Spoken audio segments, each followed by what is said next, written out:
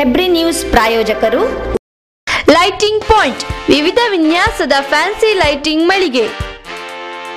ನಮ್ಮಲ್ಲಿ Philips, Crompton Greaves, Khaitan, Osram, Wipro, Orient, CFL lights, ಝೂಮಾ lights, fancy wall lights, gate lights, ceiling lights, outdoor pictures, street lights, appliances, autumn fans, all types of fans, iron box, water heater, spotlights ಇತ್ಯಾದಿಗಳು discount ದರದಲ್ಲಿ ದೊರೆಯುತ್ತದೆ.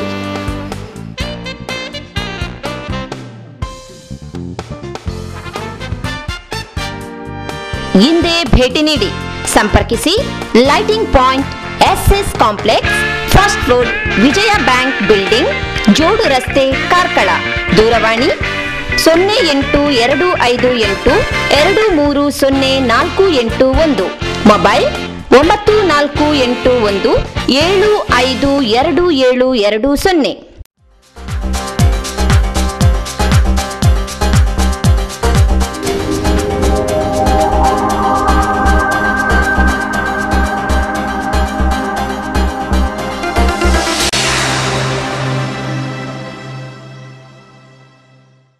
ಹೆಬ್ರಿ ನ್ಯೂಸ್ಗೆ ಸ್ವಾಗತ. ಸುದ್ದಿಯ ವಿವರಗಳು. ಪಶ್ಚಿಮ ಘಟ್ಟ ಕಾರ್ಯಪಡೆ ಹಾಗೂ ಕುಂದಾಪುರ ಅರಣ್ಯ ವಿಭಾಗದ ಜಂಟಿ ಆಶ್ರಯದಲ್ಲಿ ಕುಂದಾಪುರ ವಿಭಾಗದ ಗ್ರಾಮ ಅರಣ್ಯ ಸಮಿತಿಗಳ ಸಮ್ಮೇಳನ ಏಪ್ರಿಲ್ 24ರಂದು ನಡೆಯಿತು. ಹೆಬ್ರಿಯ ಶ್ರೀ ಅನಂತ ಪದ್ಮನಾಭ ಸನ್ನಿಧಿಯಲ್ಲಿ ನಡೆದ ಕಾರ್ಯಕ್ರಮವನ್ನು ಕಾರ್ಯಪಡೆಯ ಅಧ್ಯಕ್ಷ ಅನಂತ ಹೆಗಡೆ ಅಶೀಸರ ಅವರು ಉದ್ಘಾಟಿಸಿದರು.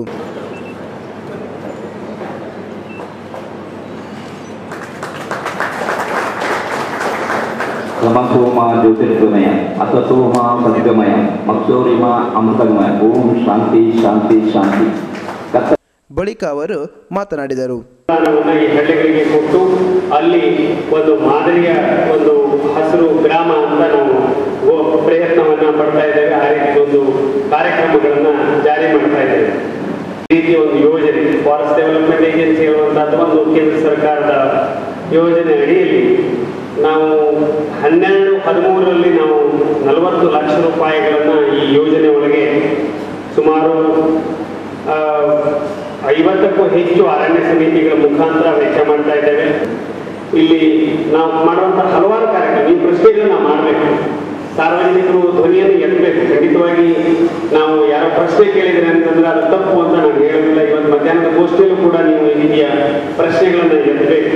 ನಮ್ಮ ಅರಣ್ಯ ಸಮಿತಿಗಳ ಮೂಲಕ ಇಂತಿಂಥ ಕಾರ್ಯಕ್ರಮಗಳನ್ನು ನೀವು ಮಾಡಬೇಕು, ಅಲ್ಲಿ ಹಿಂದೆ ಮಾಡುವಂತಹದ್ದಲ್ಲಿ ಇಂತಿಂಥ ತಪ್ಪಾಗಿದೆ, ಈ ವಿಷಯಗಳನ್ನು ಕೂಡ ನೀವು ನಮಗೆ ಹೇಳ್ಬೇಕು. ಇಲ್ಲದೆ ಹೋದ್ರೆ ನಮಗೆ ತಿದ್ದುಕೊಳ್ಳೋದಕ್ಕೆ ಅವಕಾಶ ಆಗೋದಿಲ್ಲ.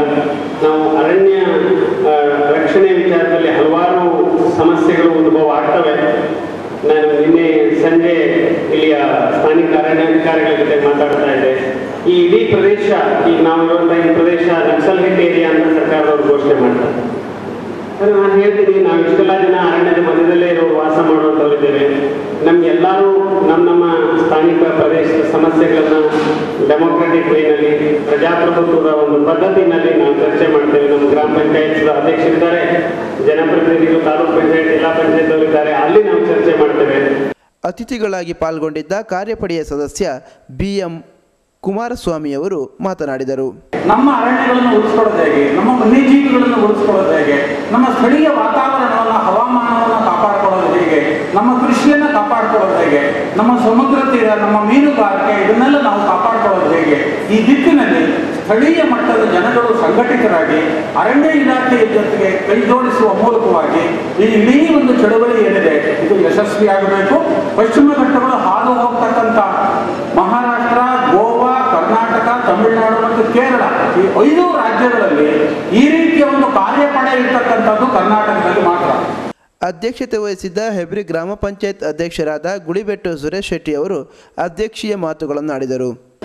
ಈ ಒಂದು ಅಸ್ತ್ರಗಳ ಇರ್ಬೋದು ಅಥವಾ ಗೊಬ್ಬರ ಗ್ಯಾಸ್ ಇರ್ಬೋದು, ಸೋಲಾರ್ ಲ್ಯಾಂಪ್ ಇಂಥ ಒಂದು ಕೆಲವೊಂದು ಸೌಲಭ್ಯಗಳನ್ನು ಜನರಿಗೆ ನಾವು ಒಂದು ಇಲಾಖೆ ವತಿಯಿಂದ ಕೊಡ್ಬೋದು. ಆದರೆ ಎಷ್ಟೋ ಜನ ಇಂದು ಅರಣ್ಯದ ತಪ್ಪಲಿನಲ್ಲಿ ವಾಸಿಸುವಂತ ಕೆಲವು ವನವಾಸಿಗಳಿಗೆ ತಾವು ಯಾವುದು ಕೊಟ್ಟರು ಅವರಿಗೆ ಸಂತೋಷಕ್ಕೆ ಆಗುವುದಿಲ್ಲ. ಯಾಕಂದ್ರೆ ಅವರು ಇನ್ನು ಕೇಳುವುದು ನಮ್ಮ ಜನಪ್ರತಿನಿಧಿಯಲ್ಲಿ ಇರಬಹುದು ಅಥವಾ ಗ್ರಾಮ 5 ಸೆನ್ಸ್ ಜಾಗದ ಒಂದು ಹಕ್ಕು ಪತ್ರವನ್ನು ನೀಡಿದಾಗ ಅಂತ ಒಂದು ಸಂತೋಷ ಅವರಿಗೆ ಇನ್ನೊಂದಿಲ್ಲ ಅಂತ ನನ್ನ ಅನಿಸಿಕೆ. ಯಾಕಂದ್ರೆ ನಾವು ಪ್ರತಿಯೊಂದು ಇದನ್ನು ನೋಡಬಹುದು.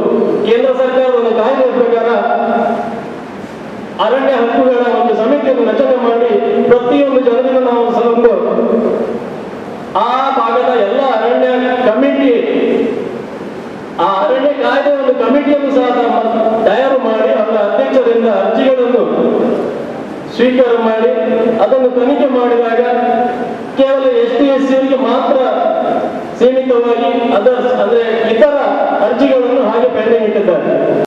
ವೇದಿಕೆಯಲ್ಲಿ ಜಿಲ್ಲಾ ಪಂಚಾಯತ್ ಸದಸ್ಯ ಮಂಜುನಾಥ ಪೂಜಾರಿ, ಮಂಗಳೂರು ವೃತ್ತದ ಅರಣ್ಯಾಧಿಕಾರಿ ಎಸ್ ಶಾಂತಪ್ಪ, ಕುಂದಾಪುರ ಉಪ ಅರಣ್ಯಾಧಿಕಾರಿ ಗಣೇಶ್, ಹೆಬ್ರಿ ಗ್ರಾಮ ಅರಣ್ಯ ಸಮಿತಿಯ ಅಧ್ಯಕ್ಷರಾದ ಎಚ್ ಜಯಕರ ಪೂಜಾರಿ, ಉಪ ಅರಣ್ಯ ಸಂರಕ್ಷಣಾಧಿಕಾರಿ ಸದಾಶಿವ ಭಟ್, ಹೆಬ್ರಿ ವಲಯ ಅರಣ್ಯಾಧಿಕಾರಿ ಸುಬ್ರಹ್ಮಣ್ಯ ಭಟ್, ACF ಸದಾಶಿವ ಭಟ್ ಉಪಸ್ಥಿತರಿದ್ದರು. ಯಶಸ್ವಿ ಪ್ರಸಂಗಕರ್ತ ವಾಸ್ತುತಜ್ಞ ಬಸವರಾಜ್ ಶೆಟ್ಟಿಗಾರ್ ವಿರಚಿತ 25ನೇ ಯಕ್ಷಗಾನ ಪ್ರಸಂಗ ಶ್ರೀ ಆರೂರು ಕ್ಷೇತ್ರ ಮಹಾತ್ಮೆಯನ್ನು ಆರೂರು ದೇವಸ್ಥಾನದ ಆಡಳಿತ ಮೊಕ್ತೇಸರ ಶ್ರೀ ರಾಘವೇಂದ್ರ ರಾವ್ ಬಿಡುಗಡೆಗೊಳಿಸಿದರು. ಪೆರಡೂರು ಮತ್ತು ನೀಲಾವರ ಮೇಳಗಳ ಕೂಡುವಿಕೆಯಲ್ಲಿ ಏಪ್ರಿಲ್ 26ರಂದು ಆರೂರು ಜಾತ್ರೋತ್ಸವದ ಪ್ರಯುಕ್ತ ಕ್ಷೇತ್ರ ಮಹಾತ್ಮೆಯನ್ನು ಬಿಡುಗಡೆಗೊಳಿಸಿದರು.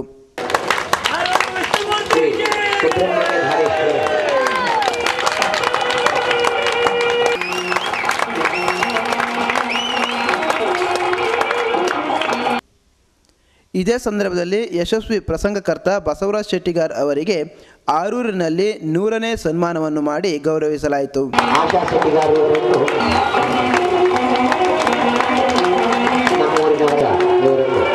ಸನ್ಮಾನಿಸ್ತಾ ಇದ್ದಾರೆ.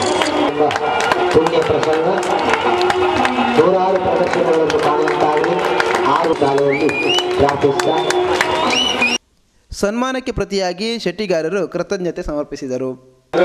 ದೈವಾನುಗ್ರಹ ಬೇಕು. ಜಗದ ತಂದೆಯಾದಂತಹ ಆ ಪ್ರಭುವಾದಂತಹ ವಿಭುವಾದಂತಹ ಜನಾರ್ದನ ಸ್ವಾಮಿ ಅನುಗ್ರಹ ಆಗಬೇಕು. ಅದಕ್ಕೆ ಹೇಳಿ ಅನ್ಯಥಾ ಶರಣಂ ನಾಸ್ತಿ ತಮೇವ ಶರಣಂ ಮಮ ತಸ್ಮಾತ್ ಕಾರುಣ್ಯ ಭಾವೇನ ರಕ್ಷ ರಕ್ಷೋ ಜನಾರ್ದನ ಎಂದು ಬೇಡಿಕೊಂಡಾಗ ಎಲ್ಲವರ ಆ ಇಚ್ಛೆಯನ್ನು ನೆರವೇರಿಸ್ತಾನೆ ಎಂಬುದನ್ನು ಎರಡು ಮಾತಿಲ್ಲ. ನಾನು ಮಾತನಾಡೋದಕ್ಕೆ ಇಷ್ಟಪಡೋದಿಲ್ಲ. ಯಾಕಂತೇಳಿದ್ರೆ ಈಗಾಗಲೇ ಪ್ರಸಂಗ ಬಿಡುಗಡೆ ಆಗಿದೆ. ಏನಿದ್ರು ಕಲಾವಿದರು ಮಾತನಾಡ್ತಾರೆ. ಅದಕ್ಕೆ ಹೇಳಿದ ಆತ್ಮೀಯ ಕಲಾವಿದರು ನಾವು ಪ್ರಸಂಗವನ್ನು ಬರೆದುಕೊಡಬಹುದು. ಅದಕ್ಕೆ ವಿಶೇಷವಾದಂತಹ ಕಳೆ ತುಂಬತಕ್ಕಂತಹ ಜೀವ ತುಂಬುವಂತ ಕಲಾವಿದರು ಅವರ ಕೈಯಲ್ಲಿ ಉಂಟು. ಹಾಗೆ ಈ ವಿಶೇಷ ಸಂದರ್ಭದಲ್ಲಿ ಹಲವಾರು ವಿಶೇಷ ಕಾರ್ಯಕ್ರಮ ನಡೆದಿದೆ ಅಂತ ಹೇಳಲು ತಪ್ಪಾಗಲಿಕ್ಕಿಲ್ಲ. ನನ್ನ 25ನೇ ಪ್ರಸಂಗ 100ನೇ ಸನ್ಮಾನ. ವೇದಿಕೆಯಲ್ಲಿ ಉಪಸ್ಥಿತರಿದ್ದ ಶೃಂಗೇರಿ ಪೀಠದ ಪ್ರಾಂತೀಯ ಧರ್ಮಾಧಿಕಾರಿ HV ನರಸಿಂಹಮೂರ್ತಿಯವರು ಅಭಿನಂದನಾ ಭಾಷಣ ಮಾಡಿದರು. ಪ್ರಸಂಗ ರಚನೆ ಏನಿದೆ ಅದೀಗ ರಜತ ಮಹೋತ್ಸವದ ಕ್ಷಣವನ್ನ ಕಾಣ್ತಾ ಇದೆ.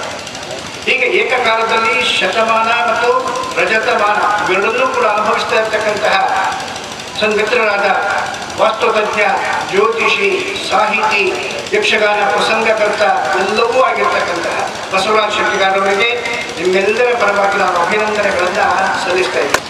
ಜೊತೆಗೆ ಈ ಯಕ್ಷಗಾನ ಅನ್ನುವಂಥದ್ದು ಇತ್ತೀಚೆಗೆ ಯಾವುದೋ ಹಾದಿಯನ್ನ ಹಿಡಿತಾ ಇದ್ರೂ ಕೂಡ ಹಿಂದೆ ಈ ಯಕ್ಷಗಾನ ಅಂತ ದಶಾವತಾರ ಯಕ್ಷಗಾನ, ದಶಾವತಾರ ಯಕ್ಷಗಾನ ಮೇಳ ಅಂತ ಕರೀತಾ ಇದ್ದಾರೆ.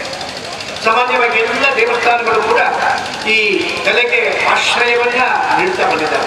ಶಾಸಕರಾದ ಕೆ ರಘುಪತಿ ಭಟ್ ಅವರು ಅಧ್ಯಕ್ಷತೆ ವಹಿಸಿದ್ದು ಪ್ರಸಂಗಕ್ಕೆ ಯಶಸ್ಸನ್ನು ಹಾರೈಸಿ ಕೃತಿಕಾರರನ್ನು ಅಭಿನಂದಿಸಿದರು.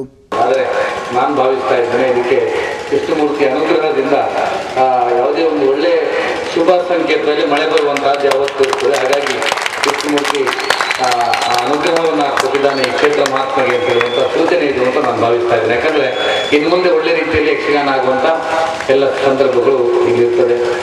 ಹಾಗಾಗಿ ಇವತ್ತು ಒಂದು ಮುಂದೆ ನೂರಾರು ವರ್ಷಗಳು ಒಂದು ಇತಿಹಾಸದಲ್ಲಿರುವಂಥ ಒಂದು ಕ್ಷೇತ್ರ ಮಹಾತ್ಮೆ ಯಾವತ್ತೂ ಯಾವುದೇ ಪ್ರಸಂಗ ಯಾರು ನಡೆಸಿದ್ರು ಸಹಿತ ಇದೇ ಒಂದು ಕ್ಷೇತ್ರ ಮಹಾತ್ಮೆ ಆಧಾರವಾಗಿರ್ತದೆ. ಸೊ ಹಾಗಾಗಿ ಅದರ ಒಂದು ಬಿಡುಗಡೆ ಸಮಾರಂಭದಲ್ಲಿ ಭಾಗವಹಿಸುವಂತಹದ್ದು ನಮಗೆ ಅತ್ಯಂತ ಒಂದು ಸಂತೋಷವಿದೆ. ಬಳಿಕ ಆರೂರು ಕ್ಷೇತ್ರ ಮಹಾತ್ಮೆಯ ಅದ್ದೂರಿ ಪ್ರದರ್ಶನ ನಡೆಯಿತು.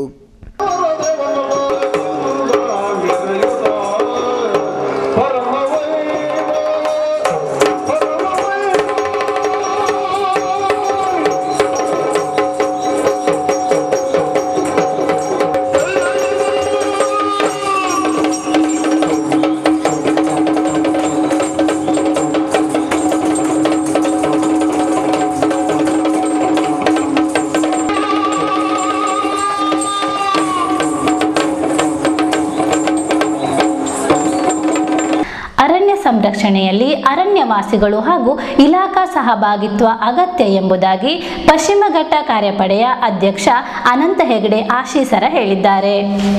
ಅವರು ಏಪ್ರಿಲ್ 24ರಂದು ಹೆಬ್ರಿಯಲ್ಲಿ ನಡೆದ ಪತ್ರಿಕಾಗೋಷ್ಠಿಯನ್ನುದ್ದೇಶಿಸಿ ಮಾತನಾಡುತ್ತಿದ್ದರು. ಸೋಮೇಶ್ವರ ಅಭಯಾರಣ್ಯ ವ್ಯಾಪ್ತಿಯಲ್ಲಿ 30 ಅರಣ್ಯ ಸಮಿತಿಗಳನ್ನು ರಚಿಸಲಾಗಿದೆ. ಗ್ರಾಮ ಅರಣ್ಯ ಸಮಿತಿಗಳ ಮೂಲಕ ಗ್ರಾಮದ ಅಭಿವೃದ್ಧಿಗಾಗಿ ಸೋಲಾರ್, ಅಸ್ತ್ರವಲೆ, ಗೋಬರ್ ಗ್ಯಾಸ್ ಬಳಕೆ ಮಾಡಲು ವ್ಯವಸ್ಥೆ ಮಾಡಲಾಗುತ್ತಿದೆ.